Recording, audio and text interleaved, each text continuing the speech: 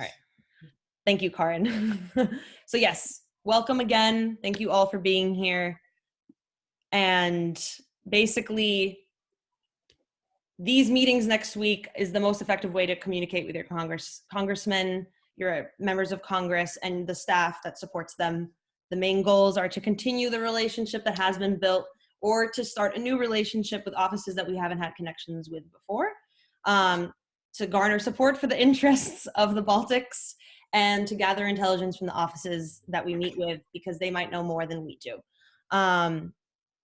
First and foremost, to be respectful of their time and of our own, and also taking into account that COVID has been a heavy weight to bear.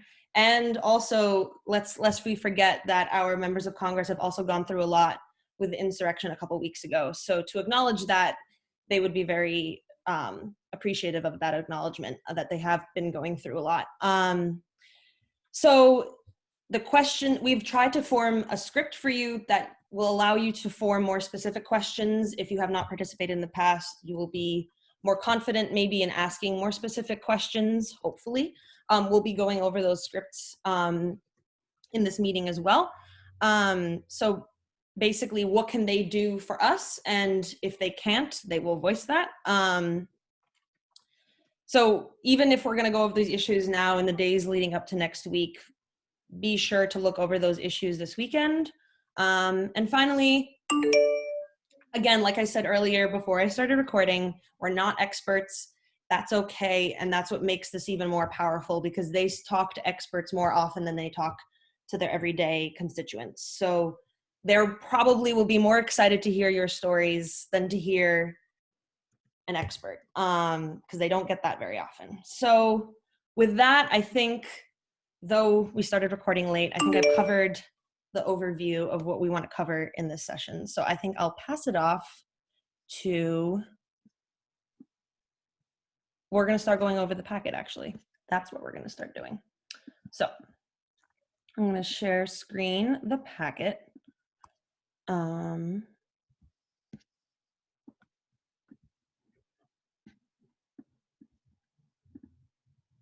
right. Let me know if you all see this. Yes. Yes. Yes.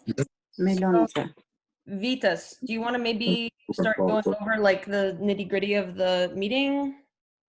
Or Great. Yeah, we can go over the meeting. I think Maddie did a great job covering a lot of what our goals are with these meetings. And just to reiterate, the most important thing what we're doing is showing up. So showing up, being respectful, and going over everything. And again, there are scripts to help us walk through the meetings, but while you're all doing your homework, you're showing up here. We highly encourage you to review the packet again or review the script a little bit before the meeting. The script is there, and if you're too nervous to learn it, you can read it, but we do advise you to maybe go over the script and feel a little bit familiar with it so you're able to talk freely with the most likely staff person or possibly a member of Congress that you'll be meeting with, to be pleasant and go over them. And at the end of each issue, it'll be important to have a specific ask at the end of it. So what I mean by that is we have goals from these meetings, and we want to find out, are you going to support this issue? Are you going to support defense? Are you going to support sanctions for Nord Stream 2? And so we can talk about the background of these issues, but it's important to make sure that at the end, you get to this ask. So like this packet talks about, be specific with our request. That means getting that ask. And then next, it's about making these personal. It'll be important when these meetings start out. As Manny said earlier, these are about relationships. And we want these people to have a relationship with the Baltics. And the best way to do that is through storytelling. So start out these meetings, do your introductions, and talk about what the Baltics mean to you. I know for me, it's something that I've grown up with. It's something I feel strongly to. I've gone to camps over the summer. I've gone to winter camps. My wife is Lithuanian. I speak the language. I've gone to Saturday school. This is part of something who I am. And I know that the freedom for the Baltics is something that matters to me too, and that should be conveyed. Next, it's being informative, and that's what we're here today. to learn and do is to learn about the issues and carry these across. A lot of the people that we'll be speaking with, they might already be familiar with these issues, but some things like the 3Cs initiative actually could be news for people. So what you're doing is you're giving them information. But if you don't feel like you're an expert on the issues by the end of today or by your meeting, that's okay too, because we have one-page documents that we will be sharing with all of you that you can give at the end of each meeting. And next, it's about being timely, and I don't think this could be stressed anymore. A lot of these meetings are 15 to 20 minutes. That means we don't want to talk for 10 minutes about a single issue. That's another reason we prepared the script, where you get 1 or 2 points across and something that can be memorable about each issue, and then just carry it across. And then if we have the time at the end of today, I think we might, if we have time, I would like to maybe do a sample meeting. We'll do a quick meeting where we'll just go over and we'll have a brave volunteer step forward and pretend that they'll be a person in these meetings so we can see what it's like. And that's all that I'll go over with the meeting now, and I can answer questions maybe later so that we can get into the issues now. You want to do the issues now or the script now, or the script after the issues? Let's do the script later. All right, so what are the issues that we're discussing? I can touch on Baltic security first. Okay, so yeah, we'll do Baltic. I'm assuming everyone here in this group knows about NATO. I know for me, I started getting involved in Baltic issues. There's a group of us that got involved when Crimea was annexed by Russia. And we all were like, oh my God, what's the future of NATO? And then of course we heard a lot of rhetoric recently about what's the importance of NATO. And this is frightening because I know the Baltics fought hard to be part of NATO. They contributed to NATO. Soldiers fought for NATO. And this is something that preserves the freedom of the Baltics. Now, NATO is very important, but there are aspects of NATO that need to be stressed and we need to continue financing. So I'm going to talk about some of those military parts that need to be financed. One is the Baltic Security Initiative. And this is an initiative where it provides funding for ongoing development of Baltic air defense and security interoperability.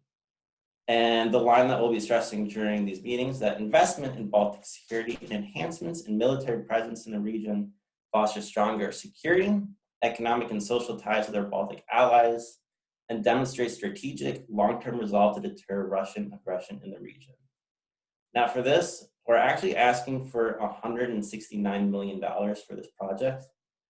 This number we got from previous years of funding for the Baltic Security Initiative, and we're going to be looking to ask for that same number. So during your meetings, just make sure you ask for $169 million for the Baltic Security Initiative.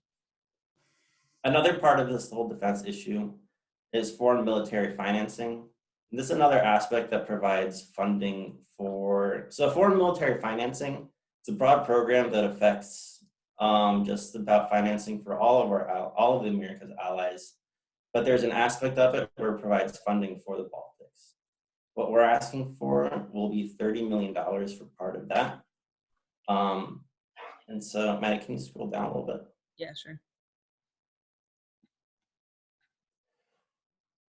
And the last component of defense is the European Deterrence Initiative.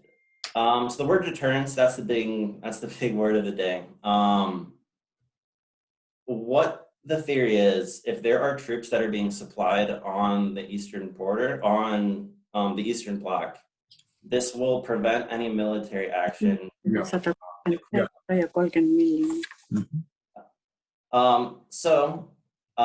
With the European Deterrence Initiative, this is actual funding and, as I understand, military troops that are already deployed in Europe to deter any Russian aggression. So it's designed as a rapid response to Russia's actions, and this is designed in response to Ukraine. And it's an example for the United States standing alongside partners and NATO allies like the Baltic countries. So to go over each of those questions, during your meetings, ask whoever you're meeting with to say, please work with your colleagues in the Armed Services Committee to support permanent authorization of the BSI, which is the Baltic Security Initiative, in this year's National Defense Authorization Act. Oh, and I should probably bring up what the National Defense Authorization Act.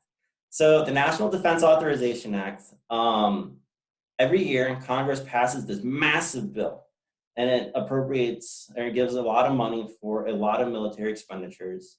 And a lot of these programs that we support are funded through this massive bill called the National Defense authorized through National Defense Authorization Act. So the Baltic Security Initiative is part of that, so we want to make sure it stays there.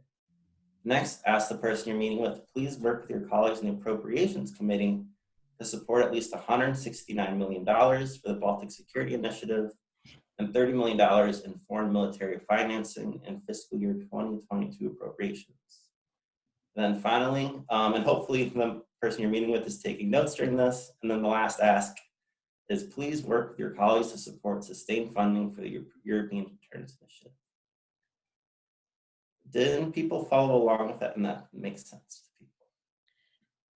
You should speak up if you have any questions, because this is a lot. Don't feel embarrassed. It's okay. If we only have 3 minutes, which of these points is the most critical? That is an excellent question. And actually, I found that it's in the script. And so, you know, I did my homework and I put in the script, and then I didn't memorize what I put in the script. So actually, that is my answer. I have your script in front of me. Oh, there we go. If I am following this, I'm not going to be able to deal with all this, or they may not have time, or both. Which of these needs the primary emphasis? Oh, each of these issues?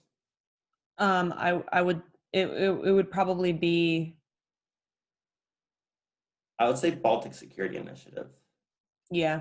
That's the most money for what we're funding for. And I know in just conversations we've had with other allies, the Baltic Security Initiative is the big. Totally agree. Yeah. Yeah. Thank you. Any other questions, comments?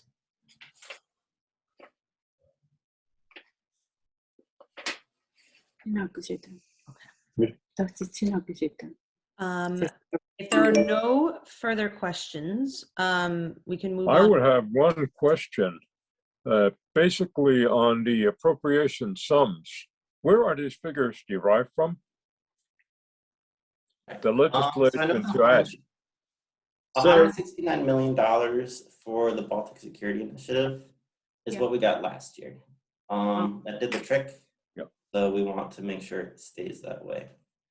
And I believe it's the same for foreign military financing. Carl, correct me, but I'm pretty sure we asked for 30 million last year too. The 30 million derives from the figures that the House appropriators proposed in the last fiscal year.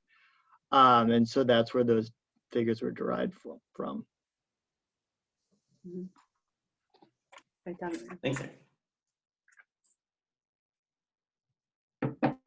Eric, do you want to just hop in? Do you have anything more to add to Baltic Security? I just joined in, so I'm Okay. not sure if Vitas already went over everything. I think so. Maybe not as good of a job as you could have, but We'll circle back. It's okay. If that's it, then we can move on to energy security. But we can, again, we're going to circle back through all the issues if someone has a question that they forgot to ask. Yeah. All right. Energy security and regional development. I can take this one. I think our original order was thrown off a little bit. That's why. So we have put together energy security and regional development under the same umbrella because both of the issues under it are basically related. So you may have heard of this Nord Stream 2 pipeline that has already begun being built under the Baltic Sea that would give Russia dominance over the European gas market. again, it has already begun being built. The sanctions initially put in place to stop it even starting to be built didn't really do the trick, but we still have the power to stop it in its tracks, stop the construction in its tracks if we support sanctions against the construction. So, but it's a fine line because we also don't support sanctioning European companies because that would hurt the EU. So that is why we're not really stressing that much about this. You might see this number, HR 6395. It's just background information. Don't really focus on it that much because of that little point. Basically, we would like for Congress to further pass legislation to stop the construction of it. But right now, there hasn't been any legislation passed or introduced that would have that as an end goal. So we're just putting it out there for our members of Congress to keep their eyes and ears open if they see legislation coming down the pipeline to support it. The 3Cs initiative. Maddie, can I jump in just really quick? Yeah, for sure. Nord Stream 2. So the reason we're talking about it now, timing is big. So last year, during Advocacy Week or Advocacy Day, we talked about it. A little bit after Advocacy Day, I don't want to take too much credit, but there were sanctions that were passed, and the day after the sanctions were passed, the construction did stop. So there was, like Maddie said, it's not a complete job, but the sanctions that were passed did stop it. And right now, the reason we're talking about it now is because Joe Biden is thinking about lifting these sanctions. He hasn't committed to anything, but he's thinking about it. And so what we're really pressuring, especially to people who are Democrats, is say, hey, pressure the White House. We want him to not lift the sanctions. So that's why we're talking about it now. Yeah, one question about this is that obviously Germany seems to be the primary recipient of the benefit of this pipeline. Mm-hmm. So where does Germany stand in this, and how has their approach evolved in this? That is an excellent question. So Germany, I mean, this would provide them cheaper gas. So a lot of Germans are very much in favor of this. I know Angela Merkel, she has had lukewarm support of it. I wouldn't call it enthusiastic support, but correct me if I'm wrong. So the Germans are happy about it, but the Baltics are screaming it's a trap. Yes, it will provide you cheaper energy, but Russia derives its political power from selling energy. And so by giving this, we're giving Russia more Putin more political power. And so Germans, you're right, Germans are in support of this pipeline or screaming it's a trap. Yeah. So I just wanted to add to that. So essentially what the Nord Stream 2 pipeline would do is double the amount of Russian gas flowing into Europe. And there are already existing lines that supply Russian gas to Europe that go through Ukraine. And each year, Ukraine takes in about $3 billion in transit fees. So what the Nord Stream 2 pipeline would do is it would really just skirt around Central and Eastern Europe and directly supply gas into Germany, which provides Russia significant leverage over Ukraine and other Central Eastern European allies. So this isn't just, a bilateral commercial deal. This has greater geopolitical implications that would be bad for Central and Eastern Europe. Right. Do we know why Biden is trying to remove or is considering removing sanctions from Russia at this point? It's right to Tonu's point, the Germans are supportive of it. Eric, that's how I'm understanding it. On the sanctions component, Biden's actually implemented sanctions on some Russian companies that are involved in the construction of the pipeline, but Biden is apprehensive about imposing sanctions on EU companies, on German companies, because there are already fissures in transatlantic relations right now coming off of the last presidential administration. Obviously, Donald Trump and Angela Merkel didn't have that great of a relationship. And Biden is trying to figure out right now, is it worth further dividing the transatlantic relationship and U.S. relationship with Germany? So the message that we're sending is that we need to continue and remain strong on this. I have a question about the news. This is Tina. I am hiding behind the third stone on the bamboo picture. So I just wanted to ask you about most recent news, because I saw two. And one of them was that after the poisoning of Navalny, the construction was stopped. And it was actually also very strong screams in addition from Baltics, which have been ongoing, also from France. And so France has always been in a very strong opposition to the Nord Stream, knowing what it means. And Germany has always been in support, but internally, I think there is, like you said, lukewarm support. So recently, I actually saw some note that the construction was resumed again, because Biden had let some kind of timeline lapse. Could you talk a little more about that? And is it something that we should emphasize, or is it kind of too aggressive, if you will? Can anybody answer? You cut out a little bit on my end. I think that what you're referring to, and maybe Carl and Karen can fill in here, but Biden had to provide a report to Congress identifying companies that were involved in the construction of the pipeline that the U.S. could potentially sanction. And I think that he was a few days late for that deadline.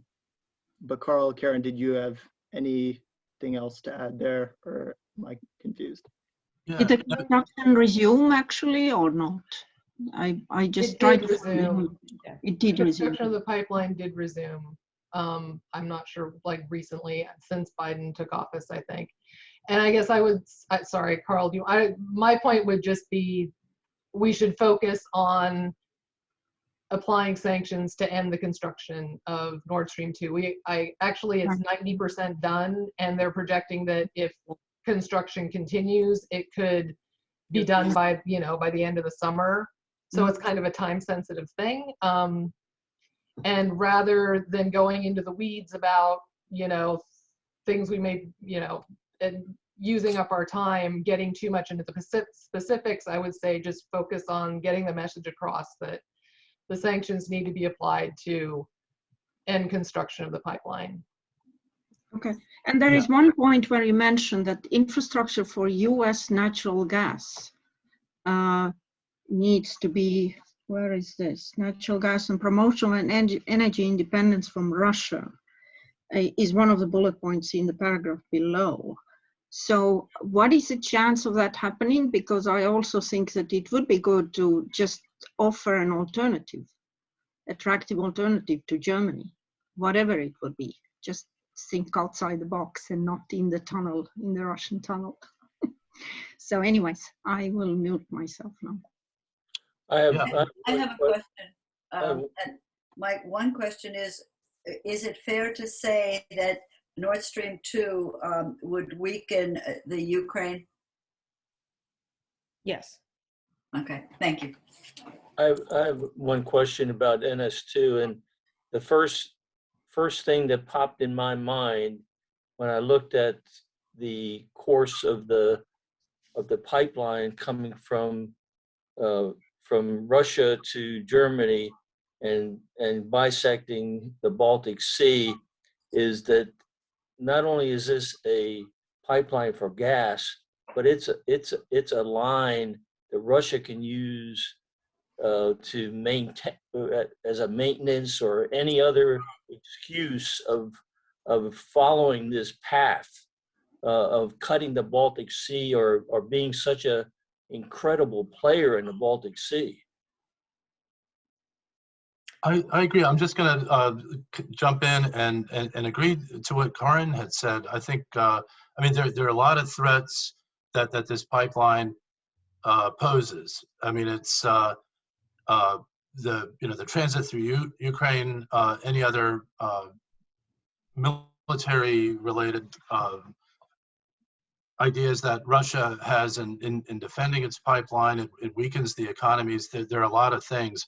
But as Karin had said, that it's a complicated issue. This is the 11th hour right now.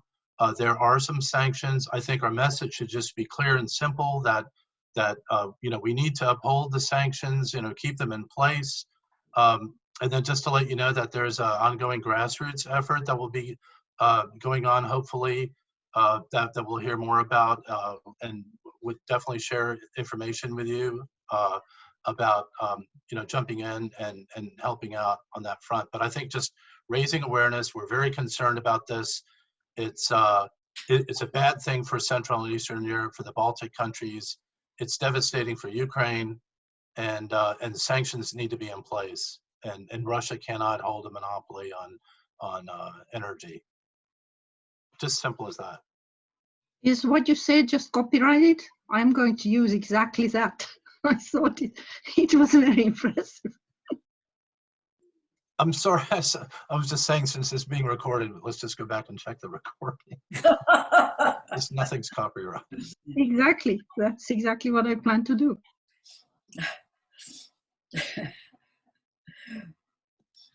I think we don't have all the time in the world, unfortunately, so we might have to move on to 3Cs now, and the rest of the issue. Can you explain the 3Cs to me? This is not something I'm very familiar with. We're doing it. I'll take this. Recently it's become one of my favorite issues. Yeah, I'll just go with a little story. So, before independence, before the Soviet Union, before like the Nazis, before the Tsars, before I was born, there's a country in Central Europe called the Polish-Lithuanian Commonwealth. It was the biggest country in all of Europe.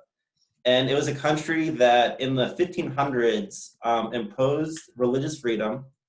It made a law at, I think it was like the 1600s, that said any anti-Semitic art was illegal. And this was a giant diplomatic, and also it had a king that was elected. And this was a giant country in the middle of Europe, and it created stability for a huge region. And so the 3Cs initiative, it wasn't created with the Polish-Lithuanian Commonwealth in mind, but I think it has echoes of this great Central European group of countries that work together. And so what the 3Cs initiative is, it's a big infrastructure project to have all these countries work together on infrastructure. And it's really as simple as that. I know under President Trump, the United States committed $1 billion to this infrastructure project. And the big thing that we are asking from this infrastructure project this year is 5G. So 5G is the big buzzword around about increasing, it's a new generation of wireless technology. So for internet and phone, it's being imposed around a lot of the world, and we want to impose this in Central Europe. So one of the reasons this is urgent, and one of the reasons a lot of members of Congress are worried, is we are competing against China in this 5G world. So China wants to impose an internet that is controlled by Huawei and by China, where they can censor and they can be in control, and we don't think that's a free internet. With 5G built by something from Western Europe, it would be decentralized, but everyone would have access to fast internet. There'd be broadband development for countries, and it is a good deal. So the United States, it is pushing this Transatlantic Telecommunications Security Act. So this is a bill that was introduced by Representative Capter of Ohio in the last session. And right now, we are waiting any day for this bill to be reintroduced. And what it would do, it would provide US support for this 5G infrastructure project in the 3Cs region. Also 3Cs is Baltic Sea, Adriatic Sea, and Black Sea. So it's Central and East Europe, including all the Baltics. So what we're asking for is to broaden support for the 3Cs initiative through the Transatlantic Telecommunications Security Act. And also, like it was brought up, 3Cs initiative, it's a new issue for a lot of members of Congress. So introduce them to this new infrastructure project that is in Central Europe.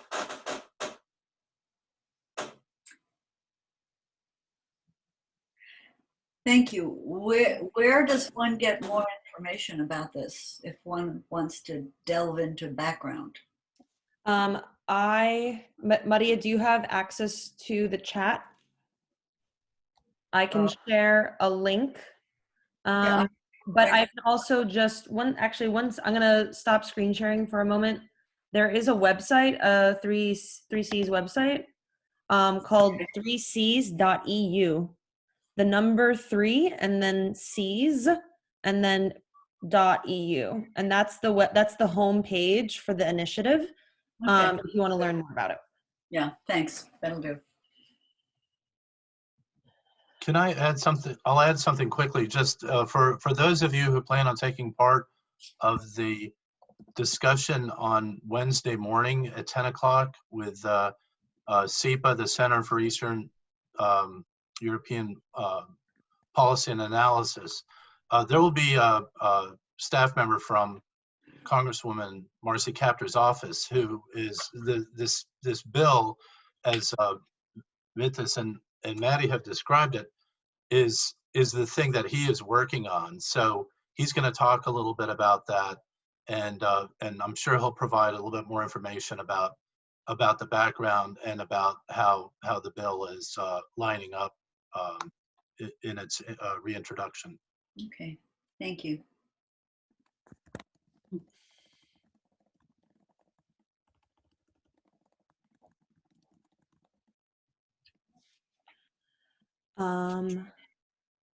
All right, so let's move on to anti-corruption, democracy, and human rights. A very heavy topic. Carl, I believe, actually, sorry, no, Emily, do you want to speak about the Magnitsky Act? Yeah, sure, thank you. Hi, I'm happy you all are here and you're dedicating your time for learning things which are affecting your life, even if indirectly. I love communicating to motivated people, so I'm here to talk about the Global Magnitsky Human Rights Accountability Reauthorization Act.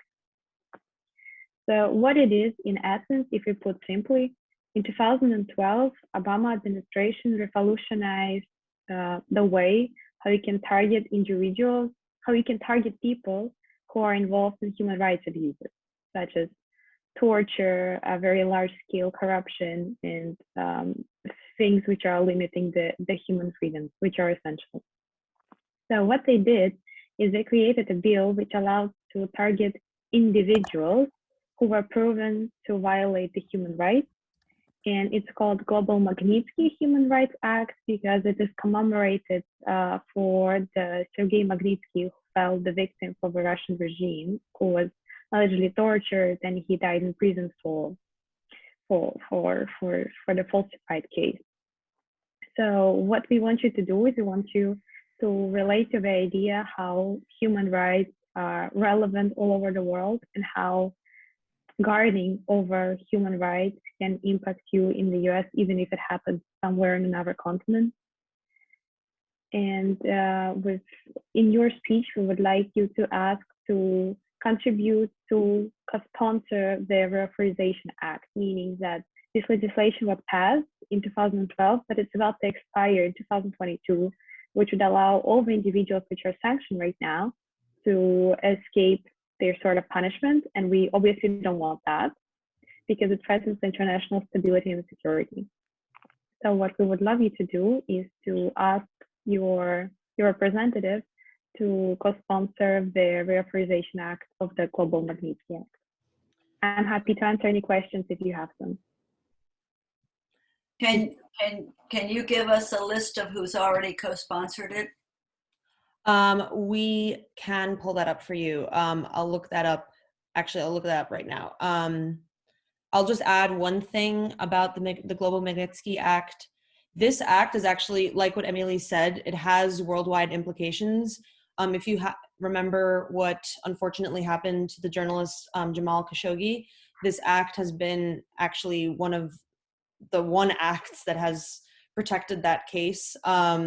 It also has been implemented in Sudan and China with other cases unrelated to the Khashoggi case. But so yeah, this, though it has roots in our region of interest, it has implications worldwide. So it doesn't only benefit us, it benefits the whole world community. Anyway, I will look up who has co-sponsored the bill already. Would you like me to? I have the Maddie, link I'm on for it. I got it. You congress.gov. keep going ahead. I am. Sure, Yep, I'm right here. Oh, you got it. Oh. Yeah. Right now, it's only got 3 co-sponsors.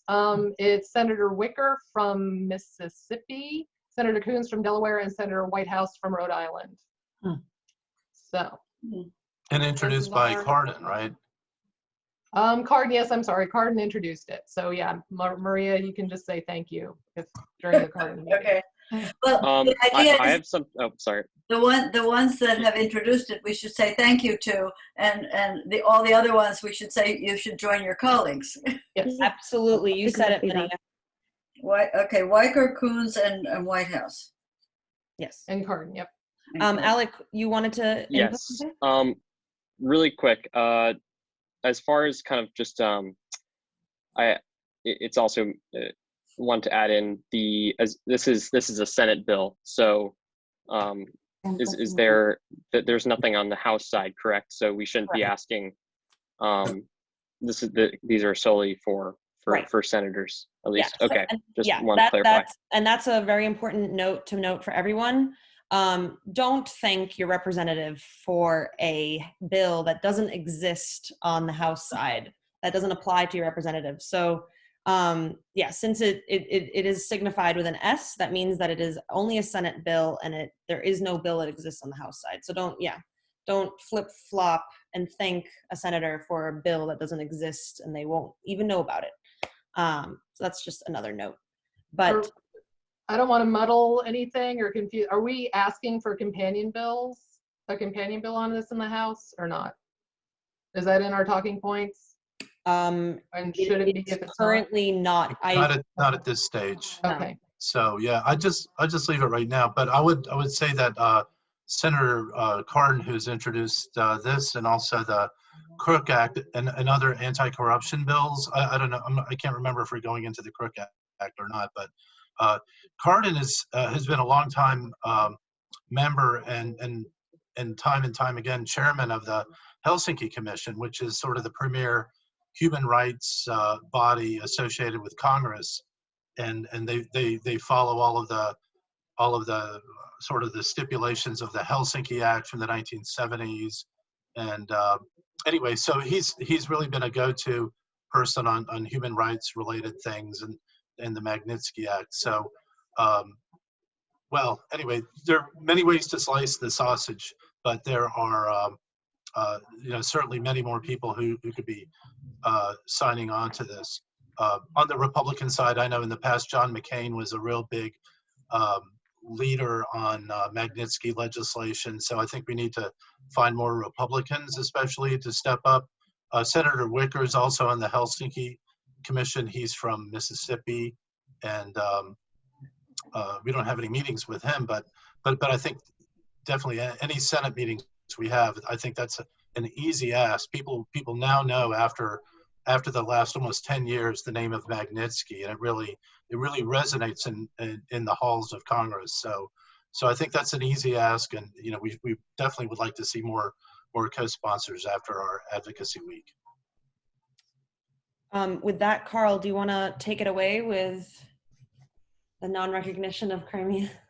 Nice segue, Maddie. Yes. So the Crimea Annexation Non-Recognition Act also should be an easy ask. This is only in the House right now. So this is just for the House, the few House meetings that we have. Congressman Gerald Connolly from Virginia has been the champion of this for many years. And I think this is now the 4th time that they've introduced the bill. And as Balts, we should remember or know that for the same reason that the U.S. never recognized Russian, the Russian annexation of the Baltic countries, this bill is actually modeled after that. I wasn't able to access the language right now, but you really see that resonates in the bill. There are a couple of co-sponsors. One is Congressman Steve Chabot from Ohio, who's been very good on working on these issues too. And Chabot is a well, anyway, I don't want to get into a long story, but so just on principle, I think this is very important. As Balts, we can ask with full confidence that this be something that House members can support.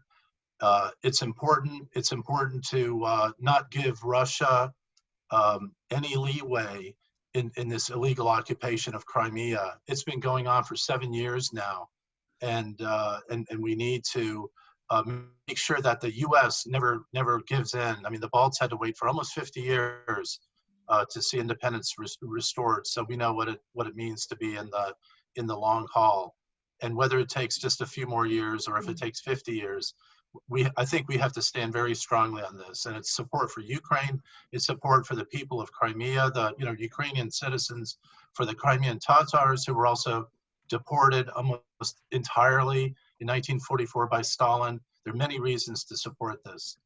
That's the long story, but I think just important to remember that we cannot ever allow the U.S. to recognize the illegal Russian occupation of Crimea.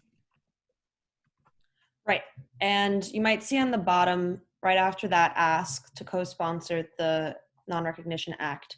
Also on the House side, the House passed the Belarus Democracy, Human Rights, and Sovereignty Act of 2020. So if you're, honestly, actually between this training session and between the meetings that start on Monday, I'll probably be sending out a little list that a colleague of mine compiled of these most important acts to see if your senator or representative, if it applies, sponsored it. So we'll look up if your specific representative sponsored this bill so you can thank them for it. But either way, even if they might have not have, it would just saying thank you for the House passing the bill still means a lot. So just saying that is also another easy thing to say. Just say thank you for passing that. And Maddie, if I can just clarify one thing. Yes. It's true that the House did pass originally the Belarus Democracy. It's the reauthorization also, but they did pass it in November. But then at the last minute before the end of the year, the whole Congress passed this. So it became law, the Belarus Democracy Act reauthorization. So it passed by unanimous consent then I think in both houses, or as part of the final bill. So we don't know who co-sponsored or voted for the last bill, but it's the work of the whole Congress. So I think we can just make sure that we let people know, and on either the House or the Senate side, that it was very important that they did pass that. And it's the best way that America, the most important thing that the U.S. has done to support Belarus as far as law goes. It supports civil society in Belarus, the opposition basically. It condemns everything that Lukashenko has done, and so anyway, so it's important whether House or Senate meetings that you thank the Congress for support for this, for the people of Belarus. Yeah, sorry, I misspoke. Yes. All right, so we'll go over the packet. I apologize, the script at this point. But Karin, you wanted to input other ways that constituents and people can help participate aside from strict meetings. Yeah, so I just wanted to make it clear that this doesn't have to be your only interaction with Congress. J-Bank's gonna organize these events, maybe once or twice a year, but in between there, as constituents, you're always welcome to give your representative or senators a call on any of these issues. How many of you have done that already? How many of you are familiar with calling? Where's Maria? I know Maria would be raising her hand too. Right, oh, there she is. So it's, I don't know, how many of you feel intimidated by the idea of calling, or just is it just something you've never thought of doing before? Just Okay, never thought of that's it. good. Never thought of it. Yeah, well, and I had neither until I got into this job, to be frank. It's really easy to do it. I guess I should also say, by signing on to our list, or your email address is on our database now, and you'll be getting notifications when we have other events, or if there's an issue, you know, that we'd like constituent support with, you know, you might be getting those emails. Or what about the ALA call to, so the American Latvian Association has a call to action unit system? Yeah. Where, Zintas has been saving all the emails into his database as well. Yeah. right, and if you don't want to do it, I think you can unsubscribe. But if you are willing, we certainly appreciate your support. And he gives really detailed descriptions of what to talk about, and kind of lays out a script just like Vitas has for next week. But yeah, it's really easy. You'll just look up your member of Congress's phone number, give them a call. The person who answers the phone is probably going to be like a 20-something, intern or somebody new to the office, or doesn't really know all the issues, but it's their job to sit there and take notes on what you say. And then they keep a record of it and pass it on to the staffers who work on those issues. Is there any difference between reaching out to a House representative versus a senator? I guess it depends. If it's a specific piece of legislation, which it's helpful to have, if you can do that background. And again, with these calls to action, that information is going to be in there, whether it's a Senate bill or a House bill, or whether it's in both chambers. Once you get those emails, that information will be in there. So yeah, not every bill that's in the House is in the Senate. I mean, ideally, they do both end up having the same bill, and that's how it goes through and gets passed as law. But yeah, does that answer your question? Yeah, I was just wondering whether the Senate or senators or representatives were more involved or more sensitive to Baltic issues. I mean, so both chambers have a Baltic caucus, and if that's another thing to maybe, we can probably send out some links so you can look up whether your representatives are on the Baltic caucus. If they are, then that's probably the place to start with Baltic issues. If your representative or senators happen to be members of that. Yeah, I don't know, Carl, do you have any better insight on that? I would say that representatives are definitely more accessible than senators, because they represent fewer people. Right. They don't have, I mean, you look at a senator from California, they're representing a lot of constituents compared to a congressperson. Yeah, I mean, even the Senate staffs, I mean, the Senate has many more staff members, but I think that probably trends truer, that maybe it's easier to get a closer contact with your representative, and then maybe just to one thing came to mind, that just off of what Karin was saying, that it's important to if you do make contact or reach out and get a response, please share that with us, Carl, because we're here. wait for the end of what I'm saying. He's jumping ahead. So go ahead if you want to. I mean, I was gonna. Oh, I forgot what I was gonna say, Karin. So sure you did. So I'm sorry, I guess I got too excited. Were there any other questions on that? I mean, it's just important to keep in mind that they work for you. And Carl and I, have been Carl's been doing it for years and years. I've been doing it for years, making regular contact. But it only goes so far, because we're not constituents of all the members of Congress or the staffs that we meet with. So it's really you constituents who drive the message home and make it personal, and whose vote they want to earn. So they're going to be more inclined to respond to a constituent request than, just Carl and me going and talking about issues. So yeah, just remember that they work for you and that yours is the voice that matters. And as Carl was starting to say, if you do make contact, whether it's, you can also reach out via email. They all have contact forms on their websites, or an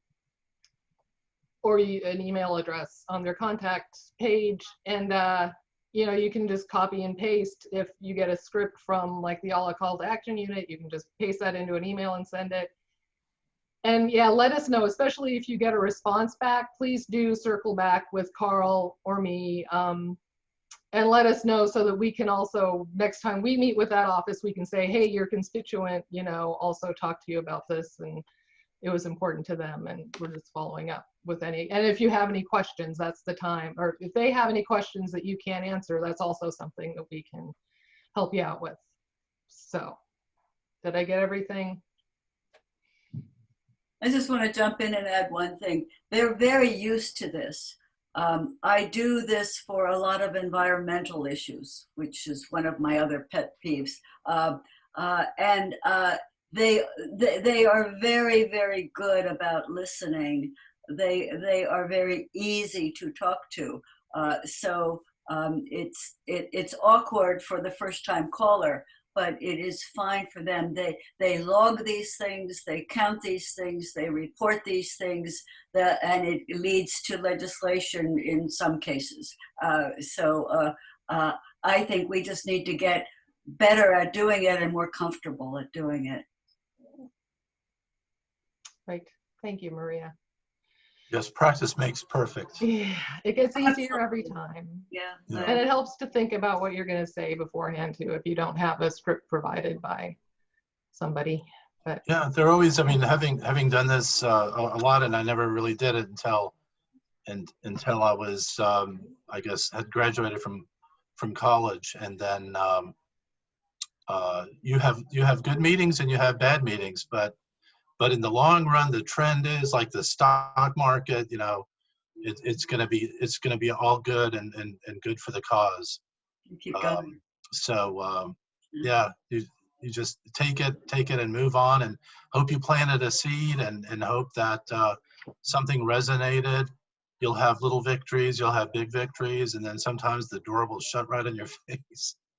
But you can always feel good about participating in the process and doing, your part for Baltic security. And I can just speak for myself. I'm gonna pass this along to Vitas right after I say what I wanted to say. But actually, it will lead to you very well.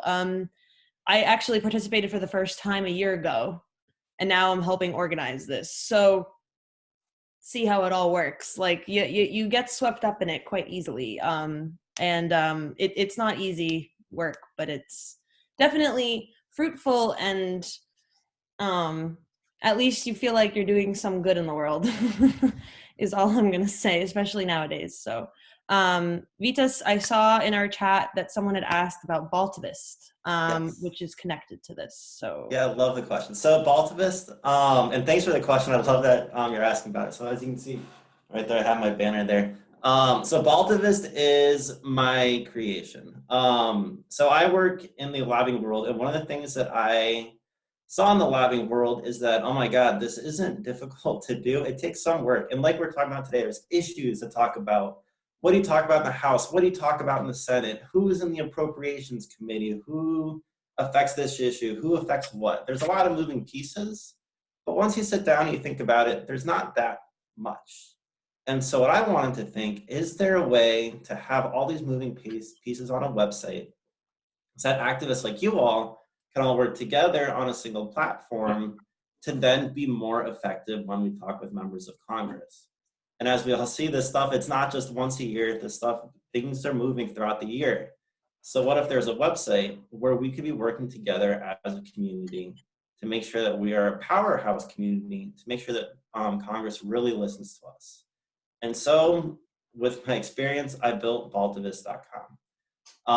And also, to be frank, there's also a financial need for us to build more finances in our community.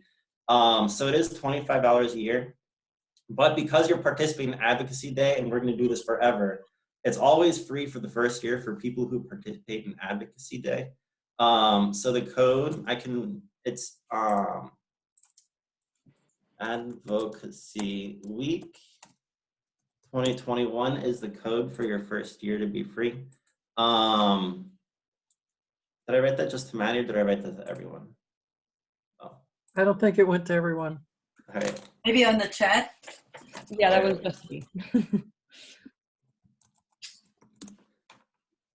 So that's the idea behind the website. I haven't seen other websites really similar to it. So it is something that I'm still experimenting with. I'm still trying to make the best out of it. But the main goal is there, that I'm trying to build a community that works together and has this resource online. And like the resources on there is a power map of Congress. So you can find out where key parts of Congress are to our issues, because not every member of Congress affects their issues as much as the other. There's a power map to help you navigate. And then the other one is, there's also all the issues are described there. So I know someone asked about where can I learn more about 3C's initiative. There's a description on there. There's also quizzes on there, so you can all make sure you can see, how am I doing with the issues? How am I doing with understanding Congress? There's issues there, as well as some descriptions of the bills. And right now, Maddie, she is the chief Baltivist right now. So it's her thing that she's running. It's something that I started, but now we're working together on it. We're working together at this point on it. Yeah, that has been so basically the goal, and that is why, I forgot who brought it up. I apologize, but the goal for this Advocacy Week was that Baltivists would help more with like the background information that people don't intuitively know. Like in our cohort, we know what MOC means right off the bat, but not many people do. So things like that is how Baltivist helped this year to create more training materials for you guys. Because it's virtual, obviously participants need more because we can't verbally in person hold your hand and help you along. So that was the goal of Baltivist's involvement this year. I don't know if anyone has any energy to even look at the scripts right now. We sent them out via email a couple days ago. We can go through them right now, but it's getting a little late. So if someone wants to stay to go through it, welcome to, but I realize it's getting a little late and we want to maybe have our own evenings left over for ourselves. So I have one question, please. Sure. How many people have signed up for this Advocacy Week? At last count, we're at approximately, give or take, I would say 60. That's including us organizers. And one person dropped out yesterday. As far as I'm concerned, she was my person that I needed to take care of meetings wise. That's why I know that, but approximately 60. Yeah. Okay, thank you.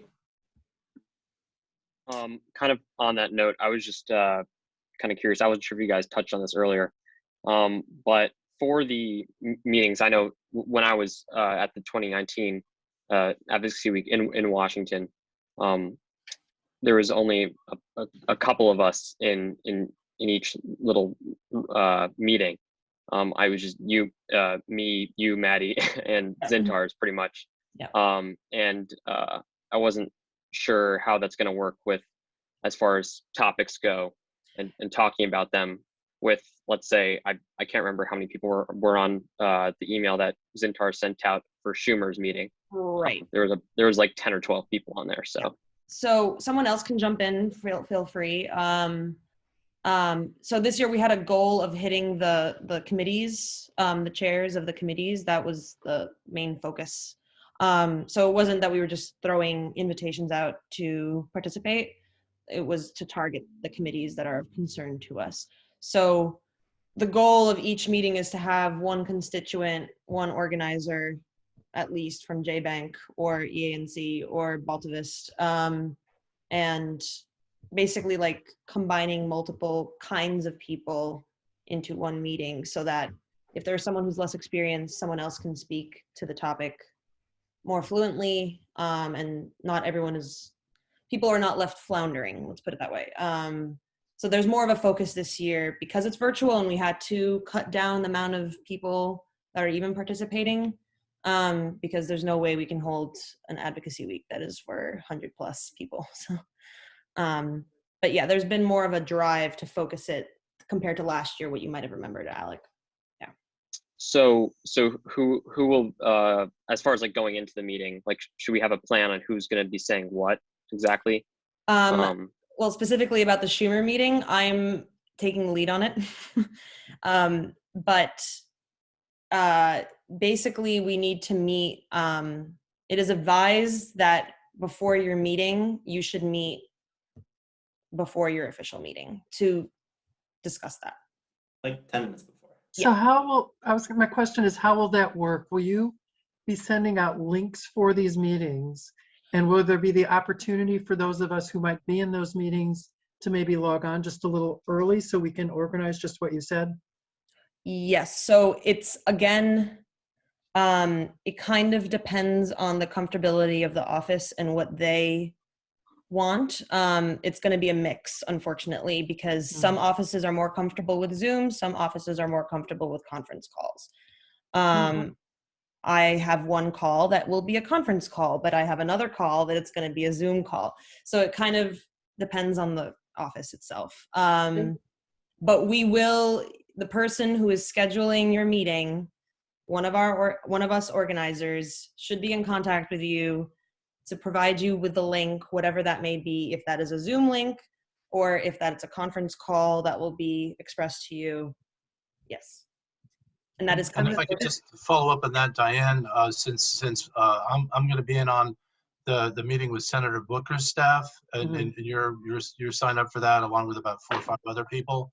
So I just got the link from Maddie today, and I think I should be able to send that out tomorrow or by Monday. And I will follow up with the group, and we can just go through assignments then, and you know who might be comfortable bringing up whichever of the issues. Sure. That would be great. So what about for other folks for their meetings? I guess like how, I think it is a good idea to try to get people together beforehand, but since we're not going to be like going there and this is all virtual, how can we do that for the other meetings?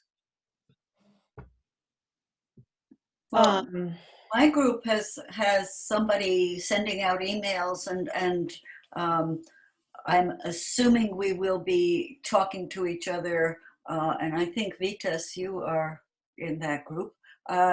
So I'm assuming we will A, talk to each other virtually, and B, arrange an order for who talks first and who introduces whom, and put it together into a more team approach.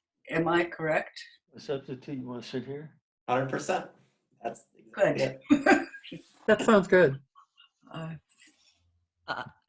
Sorry, Diane, I'm actually looking to see who is in charge of your scheduling. So while Maddie's doing that, I'll just say I've got a couple Virginia meetings, and I know I think all of my California people who I still haven't heard back from Speaker Pelosi's office. But and it depends on whether the office wants to organize the Zoom link.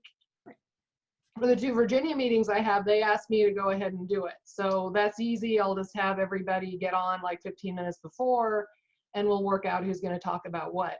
It's a little trickier if the office is sending out the link and you can't really jump on that 15 minutes early. So in that case, like if that happens with us, I'll try to organize a separate Zoom, I don't know, based on everybody's schedule to do that, to figure out the flow of how we want to do the meeting. Yeah, I'm going to be doing the same thing with my meetings that Karin's doing. I have a conference call, but I'll organize a Zoom call before the conference call to get on the same page. So honestly, it's the responsibility of your scheduler to do that. It's not your responsibility. Great, thank you. If we have questions about some other senators that or representatives that we would like to be involved with or curious about, can we call you, Maddie, and see who's meeting with them or when the meeting occurs or whatever. I've sort of arranged myself with Georgia because I was working on the Georgia election a great deal. So that my focus is to get to know that senator and get to know him extremely well. But I'm very curious about my own senators and several others. Would we just be confusing you by jumping in and asking those questions? A little bit as of this point. I would say I would bring back what Karin said earlier. If you want to strike up relationships with other offices that might not be included in this week, we're totally encouraging you to call those offices and email those offices on your own accord. Okay. And that is Yeah. that is And I just want the to, goal. Yeah. I want to say for Maria and Georgia specifically, do you know the Alperes? I'm sorry? Christy and Adu? Do you know Christy and Adu Alperes? I know her, but she did not Mhm. yet respond to your email. Right, yeah, I didn't. Right. And I don't know if you want to try giving her another nudge or if, you know. I could do you that. want me to do that. Yeah, I could do that. So, but I think the meeting with Ossoff is set, and that seems to be on its own momentum. So, And that's you, right, Vitas? Were you doing that one?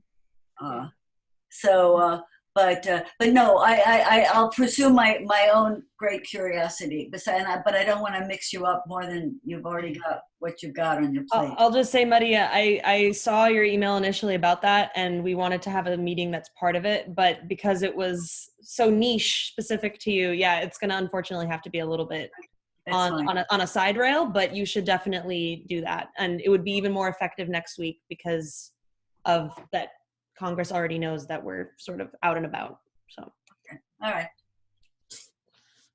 Merci. Anyone else have any questions, concerns, comments? Before people leave, do you mind if I take a group photo that we can, do we want to post something on, if everybody, if you don't want to be on, you can turn your video off. Yeah, if everyone turned their video on, it would be. Can I please put on my lipstick? Wait a minute. All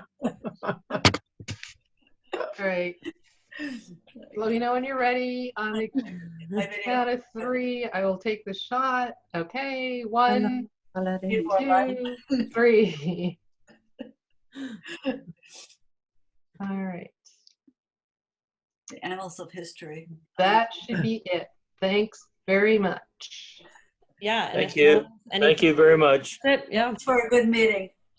Thank you. And if anyone has any questions between now and next week, please don't be shy and email and ask questions. So I don't think we're a shy group. I don't think we have a problem there. that's good. You should be good for next week then. Thank you. It was really helpful. Thank you so much for organizing this, Maddie. And this was a really informative session. It was great to meet everybody. Yes. I think it was also actually informative for us organizers too. Yeah. Believe me. And we're thrilled to see you guys taking part too. And yeah, thank you to everybody. Be safe and get your shots. Oh, I got my first one. So did I. I feel tremendous. Oh, I felt like horrible after my first shot, but then again, so much better than COVID. So yeah, go get the shot. Most people don't react like I did. Okay, farewell. I have a question about recording. Are you going to send it, Maddie? Can you repeat that, Tina? Yes, I have a question about recording since I wanted to copy Carl's name. Well, I have not actually ended recording. I'm going to end that right now. Okay.